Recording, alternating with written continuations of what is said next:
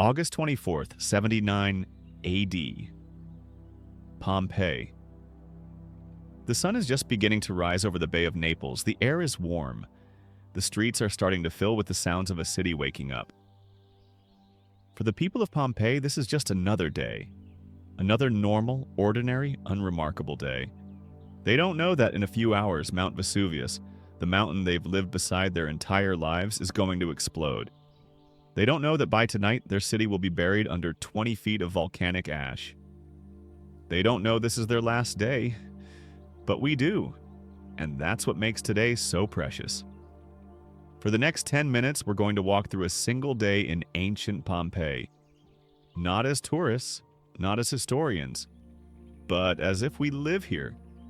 We're going to follow one person, an average Roman. Not an emperor, not a senator, just a person. His name is Marcus. He's a baker. He's 32 years old. He has a wife, 2 children, and a small shop on the Via dell'Abbondanza. And today, this ordinary, beautiful, tragic day, is the last day of his life. Let's walk with him. Marcus wakes before dawn. Not because he wants to, because that's what bakers do. The room is still dark. His wife, Julia, is asleep beside him. Their 2 children, Lucius, age 7, and little Prima, age 4, are curled up on sleeping mats in the corner. The house is small. Most Roman homes in Pompeii are. This isn't a grand villa with marble columns and painted frescoes. This is a working family's home. 2 rooms above the bakery. Simple, practical, enough. Marcus sits up, rubs his eyes, and reaches for his tunic. It's the same one he wore yesterday, the same one he'll wear tomorrow. Well, he would have. He steps carefully over his children, trying not to wake them, and makes his way downstairs to the bakery. The ovens are already warm. The apprentice, a teenage boy named Gaius, has been up for an hour already stoking the fires. In the Roman world, bread isn't just food, it's survival. And Pompeii runs on bread. Marcus greets Gaius with a nod. Not much conversation this early. Just the comfortable silence of routine. The smell of wood smoke and flour fills the air. This is his life. Every day, for years, and he loves it. He doesn't know that in 4 hours, that oven will never bake again. The dough is already prepared from last night. That's the secret to Roman bread. You let it rise overnight. Cold fermentation, the same technique bakeries use today 2,000 years later. Marcus and Gaius work in rhythm, shaping loaves, scoring the tops, sliding them into the stone oven with long wooden paddles. Through the open door, Pompeii is coming alive. A woman walks past with an amphora balanced on her shoulder, heading to the public fountain to collect water for the day. Most homes don't have running water. You go to the fountain, you carry it home. That's just how it is. 2 men are arguing loudly in the street. Something about a cart blocking someone's shop entrance. Their voices echo off the stone buildings. In Pompeii, privacy doesn't really exist. Everyone knows everyone's business. A group of children run past, laughing, chasing a dog. This is what mornings sound like here. Chaotic. Loud, alive. Marcus pulls the first batch of bread from the oven. The crusts are golden brown, cracking slightly as they cool. Perfect. A customer arrives almost immediately. An older woman Marcus has known for years. She buys 2 loaves, one for today, one for tomorrow. They exchange pleasantries. Comment on the weather. It's hot already. It's always hot in August. She leaves. Marcus wraps her coins in a cloth and tucks them into a small box behind the counter. He has no idea that archaeologists will find that exact box with those exact coins 2,000 years from now. Frozen in time. Just like everything else. By mid-morning, the bakery is busy. This is when most people buy their bread for lunch and dinner. Marcus's wife, Julia, has come downstairs to help. She handles the customers while Marcus keeps the ovens going. Their daughter, Prima, sits in the corner playing with a small clay doll. Their son, Lucius, is supposed to be helping but is mostly just getting in the way. It's organized chaos. But it works. Around noon, Marcus takes a break. He steps outside into the street. Let's pause here for a moment. Let's really look at Pompeii. The streets are narrow, barely wide enough for a cart. They're paved with large, irregular stones. Raised stepping stones let you cross without stepping in the... Well, let's just say the streets aren't clean. No sewage system. Everything just runs down the street. The buildings are packed close together. 2, sometimes 3 stories tall. The ground floors are shops, bakeries, taverns, workshops, laundries. The upper floors are where people live. The walls are painted. Bright red, deep yellow, rich ochre. Pompeii isn't gray stone ruins yet. It's colorful, vibrant, almost gaudy. There's graffiti everywhere, and I mean everywhere. Romans loved graffiti. On the wall next to Marcus's bakery, someone has scratched, "Marcus sells the best bread in Pompeii." He didn't write it, but he's never painted over it either. Across the street, another inscription reads something less family-friendly. Romans had a sense of humor. Marcus buys lunch from a street vendor. A thermopolium, basically an ancient fast food counter. He gets a bowl of lentil stew and some olives. He eats standing up, leaning against a wall, watching the city move around him. A wedding procession passes by. Musicians playing flutes. The bride and groom walking through the streets surrounded by friends and family. Everyone stops to watch, to cheer, to throw flowers. Marcus smiles. He remembers his own wedding. 10 years ago. Right here in Pompeii. He finishes his lunch, wipes his mouth, and heads back to work. He doesn't notice the slight tremor under his feet. Earthquakes are common here. Always have been. Nothing to worry about. Except this time, it is. By early afternoon, the worst of the heat has arrived. This is when Pompeii slows down. Marcus closes the bakery for a few hours. In Roman culture, the afternoon is for rest, for socializing, for the baths. Yes, the baths. Public bathing is a massive part of Roman life. It's not just about getting clean. It's where you see friends. Conduct business. Hear the latest gossip. Marcus walks to the Forum Baths, one of 3 public bath complexes in Pompeii. He pays his small entrance fee. 2 asses. Bronze coins. Cheap enough that almost anyone can afford it. The baths are busy. Men of all ages. The wealthy and the working class side by side. That's another thing about Roman baths. They're democratic. Everyone's equal when you're naked. Marcus goes through the routine. First, the warm room, the tepidarium. Then the hot room, the caldarium. Sitting in the heat, sweating. Scraping the dirt and oil off his skin with a curved metal tool called a strigil. Then the cold plunge, the frigidarium. Shocking your system, waking you up. He runs into a friend. They talk about nothing important.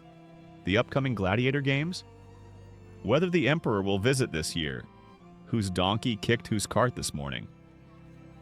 Normal conversation, the kind we still have today. Marcus stays for about an hour. Then he heads home. The streets are quieter now. The heat has driven most people indoors. Mount Vesuvius looms in the distance. Marcus has looked at that mountain every single day of his life. It's just part of the landscape. Permanent, unchanging. He has no idea it's about to kill him. Dinner in a Roman home is simple, especially for working families. Tonight, Julia has prepared a meal of bread, from Marcus's bakery, obviously, along with cheese, olives, some vegetables, and a bit of fish. There's wine watered down. Romans almost never drink wine straight. Too strong. They eat in the main room of their home. There's no dining table. They sit on stools or on the floor. Prima spills her cup. Lucius complains that he doesn't like fish. Julia gently scolds him. Marcus laughs. It's a moment so normal, so universal, that you could be watching a family in any era, any place. This is what makes Pompeii so heartbreaking. These weren't historical figures, they were just people, living their lives, loving their families, worrying about the same small things we all worry about. After dinner, Marcus tells his children a story. Not from a book. Books are expensive and rare. Just a story he remembers from his own childhood, about a clever fox and a foolish crow. Prima falls asleep halfway through. Lucius pretends he's not tired, but his eyes are drooping. Julia carries Prima to her mat. Marcus lifts Lucius, who's getting too big to be carried, but doesn't complain. The sun is setting. The house is growing dark. They light a few oil lamps, but not many. Oil costs money. Marcus steps outside one last time. The street is quiet now, just a few people heading home. The day is ending. Tomorrow he'll wake up before dawn, bake more bread, watch the city come alive again. Except there won't be a tomorrow, not for him, not for Pompeii. By nightfall, Pompeii is mostly asleep. There are no streetlights, no electricity. When the sun goes down, the city goes dark. A few oil lamps flicker in windows, the occasional torch carried by someone walking home late. Marcus and Julia lie in bed. They talk quietly about tomorrow's plans. They need to buy more flour. Prima needs new sandals. She's outgrown her old ones. Lucius has been asking to see the gladiator fights next month. Small plans, small hopes.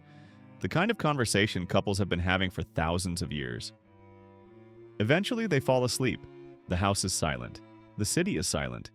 Even Mount Vesuvius is silent. But not for long.